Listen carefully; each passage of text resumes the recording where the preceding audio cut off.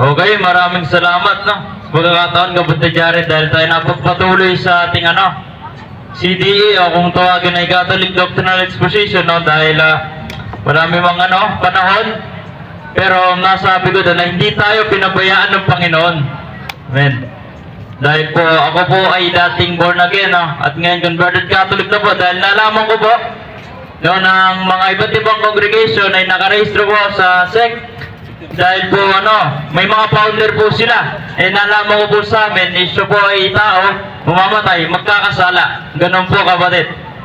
Dahil po nung nabasa ko po, ako po ay binyagang Katoliko at naligaw.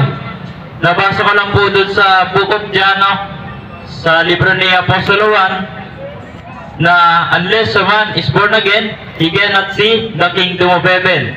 Na talagang nagkaroon po ako doon ng self-interpretation. At nung pasimula po noon ay meron na pong haustaw sa amin ng mga yung mga saksi ni Jehovah po. At nagpa po ako doon, doktrina, matagal din po. At sinunod ko na rin po ang iba't ibang faith na tulad ng INC po at Mormons, madami po, no? At born again po. Nung paano po noon, patagal, ay sinubukan ko po ng magbabautismo na. Kaso po sabi nila, hanggat hindi pa ma-rapture.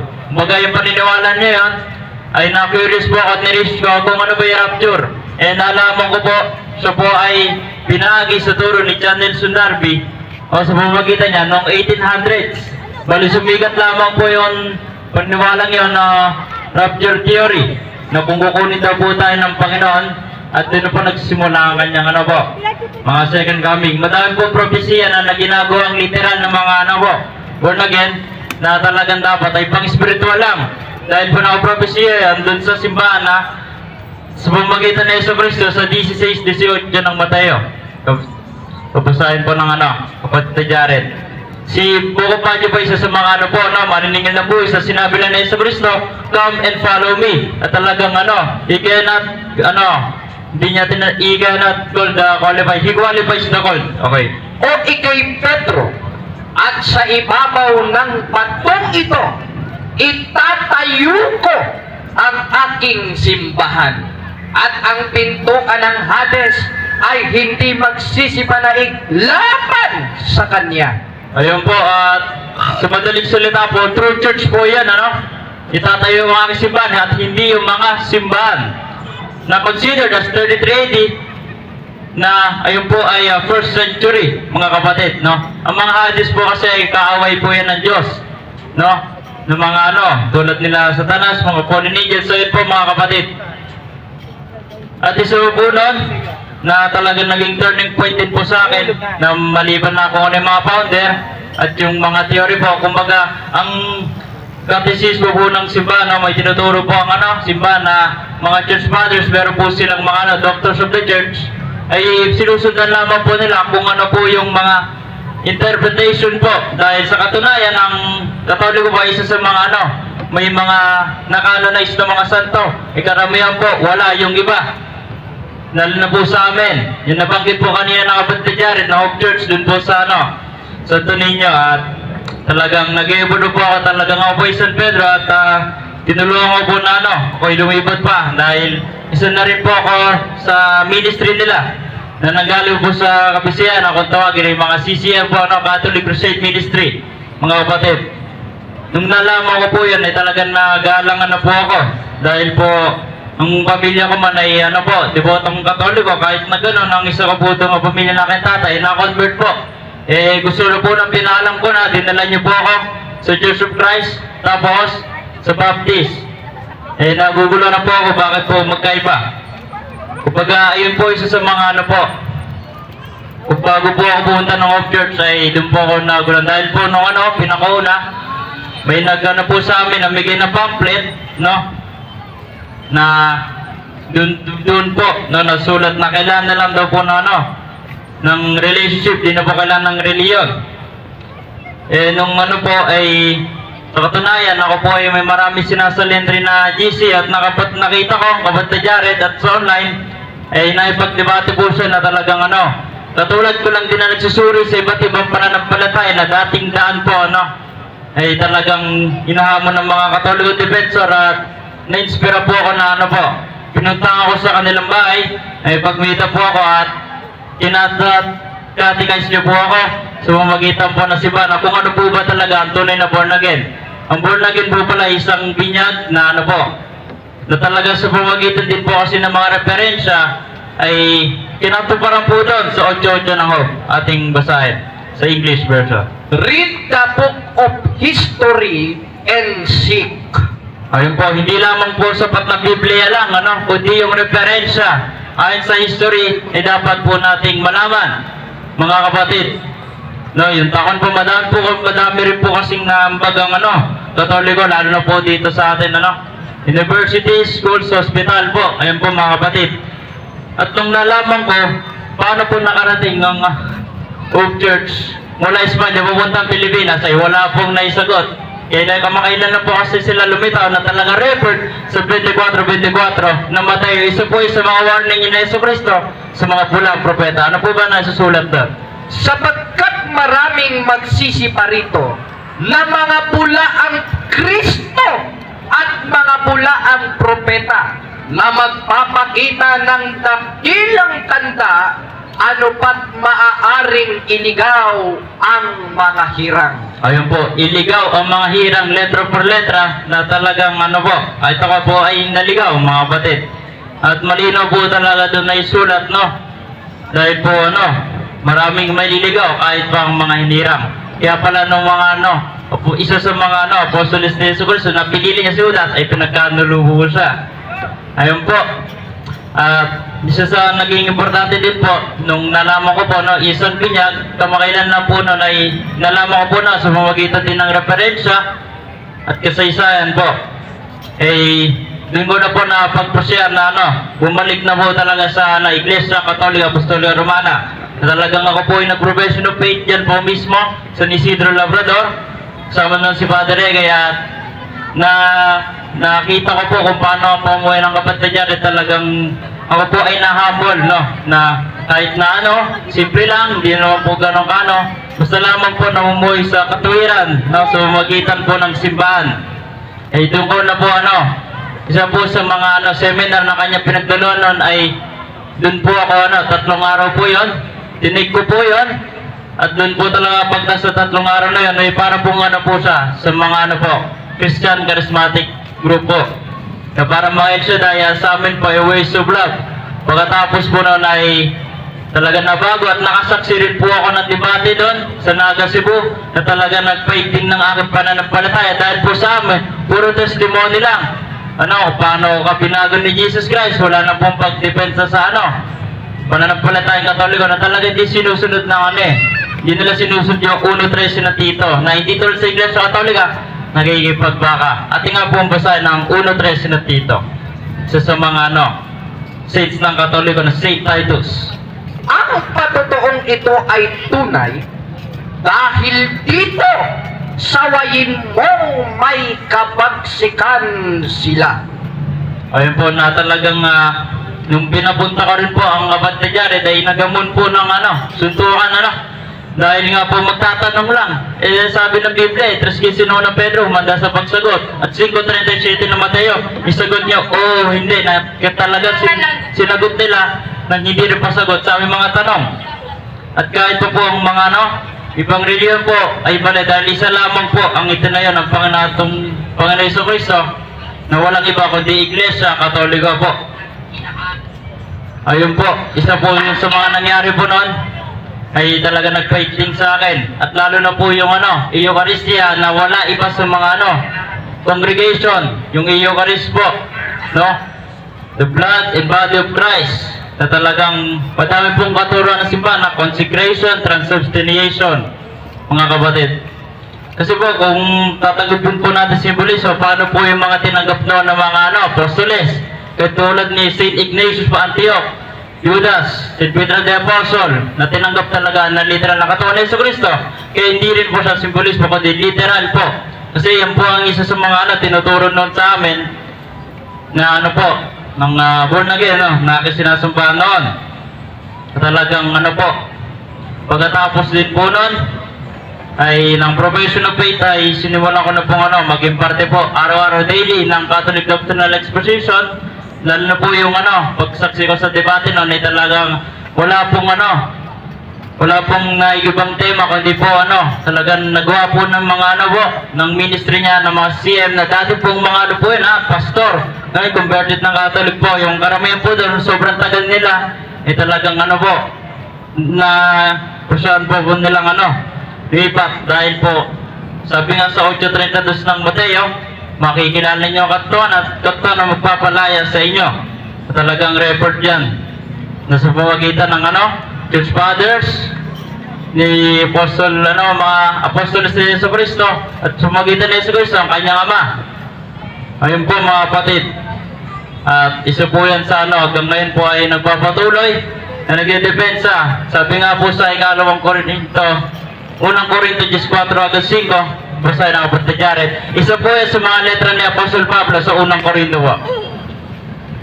Sapagkat ang aming pakikilaban ay hindi laban sa laman, kundi sa harapan ng Diyos na siyang may kapangyarihang gumiba ng tuta at ng mga maling akad bawat bagay na matayo na nagmamataas laban sa karunungan ng Diyos. Ayun po, kaya po tayong kung may nakikinig mga Katoliko, ay talagang wag po natin isipin na ito'y bago. Dahil dati po si Yesu Cristo man po ay nakipag po na rin po sa mga Pariseo, sa mga Eskriba at Pariseo, noon, ay talagang kahit po mga apostoles noon ay talaga pong hindi po sila natakot dahil sabi nga ng kasulatan ni Timoteo, for God did not give us a spirit of fear, but love, encouragement. Ayun po, mga kapatid, dahil po ako'y na-inspira po doon at di na po ako ulit babalik sa aking nagagis na pinagsamba noon na born again, at doon po ako simula bumalik na po ulit. Dahil ako po ibinyang Katoliko, dahil sabi nga, isang binyag sa Epeso, Book of Ephesians, babasahin pa ng kapatid Jared. Isang Panginoon, isang pananampalataya, isang bautismo. Dahil po ang logic po noon, kung tayo na panganak, yung spiritual, pagkatapos po ng isa po yung sa mga din seven sacraments, ay po talaga ang born again. Hindi yung pagkatanda lang, ay tsaka ka lang dahil ang ginigit nila, yung personal choice. Pag mga pa lang natin, meron na po tayo original sin nun, na talagang nakagiti po tayo nun kay Eva. Ayun po. At isa lamang po sa aking conversion story. At ng ating pong buksain ngayon ay tungkol po sa kung ba born again. Kung ano ba ang tunay na born again. Dahil po, yung born again po ay kamakailan lang din sisuportan, nagsisulputan. Dahil po, ang founder po nila ay tao, rehistro ba, as soul company. Na karamihan po talaga, na karamihan po madami. INC po, ganun po. Dahil po, magkakaparehas lang po yan sila. Marami pong turo na talagang turo ng tao. Kung ano mabasa, ayun na. Na hindi kinokonsiderado kung ano turo ng mga nauna. Like ng mga santo, mga doctors of the church. Like St. Thomas Aquinas, St. Ambrose of Milan. Na talagang sabi nga doon sa Book of Revelation, sila po ay pinagano po ng mga insenso. Yung po, doon sa langit po, susulat po yan mga kapatid. Napapalibutan, ayun po. Dahil po ang simbahan sa pamagitan ni Pedro, pwede po siyang magbawal at pwede po siyang magpahintulot ng kung ano man ng narapat sa langit. Ganun po talaga magpano ang Panginoon, kung talagang pagtawag mo, ipipiliin nga niya. Dahil si St. Matthew tax collector lang, sabi nga po doon halika't sundan mo ako. Sa English, come and follow me. Nakita niyo po doon na despite of all his sin ay hindi po na karumahan ng Panginoon.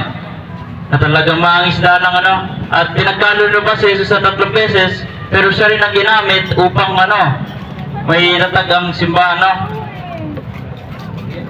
na walang iba kundi Iglesia Katolika, na talagang isip po dito ang naisip ko yung logic na mas matanda pa pala itong simbahan ito kaysa po dun sa mga Protestante.